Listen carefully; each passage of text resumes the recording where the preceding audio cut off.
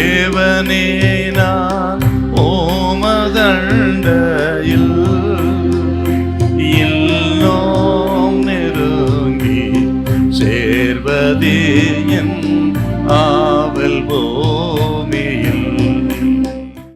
ஆதியாகமம் 4:9 வாசிப்போம். கர்த்தர் காயினை நோக்கி, உன் சகோதரனாகிய ஆபேல் எங்கே?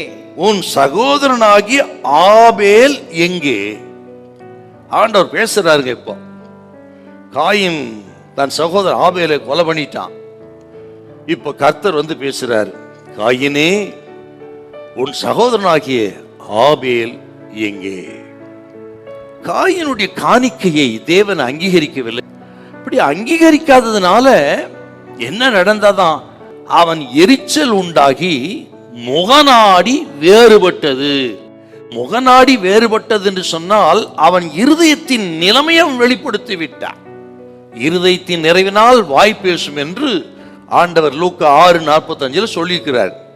அப்படி அவன் இருதயத்தில் இருக்கிற அந்த சுபாவம், அந்த குணங்கள் தான் இப்படி எரிச்சலாகி முகநாடி வேறுபட்டு வெளிப்பட்டிருக்கிறது.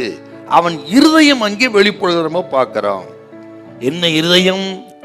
என்னுடைய காணிக்கையை தேவன் ஏன் அங்கீகரிக்கவில்லை என்று அவன் சுய பரிசோதனை செய்யாமல் முகநாடி வேறுபட்டது. சுய பரிசோதனை செய்யாத ஒரு இருதயம். இரண்டாவது என்னன்னா, தன் பாவத்துக்காக மன வருத்தம் அடையவில்லை.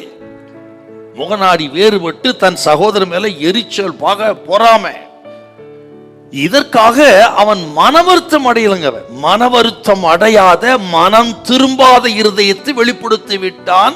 இருதய கடினம் உள்ள ஒரு இருதயத்தை வெளிப்படுத்தி விட்டான். அதாக முகநாடி வேறுபட்டது அப்படின்னா. இன்னும் நான் சொல்றேன், தன்னுடைய பொல்லாத சுபாவம், அவன் இருதயம் சரியில்லாதனால்தான் காணிக்கை அங்கீகரிக்கப்படல. அதுதான் ரொம்ப முக்கியமானது நமக்கு. ஆகவே தான் காயினையும் அவன் காணிக்கையும் முதல்ல காயின் தான் ரொம்ப முக்கியம். அது மட்டும் இல்லைங்க, தன் செயலை நியாயப்படுத்துகிற அணுகுமுறை. செய்ய வேண்டியதெல்லாம் செஞ்சிருது, அதை நியாயப்படுத்துறது எல்லாத்தோட மோசம் தான். தன் பாவத்தை, அநீதியை, அக்கிரமத்தை அதை நியாயப்படுத்துகிற அணுகுமுறை, அதன் விளைவைத்தான் முகநாடி அவனுக்கு வேறுபட்டு விட்டதுன்னு பார்க்கிறோம்.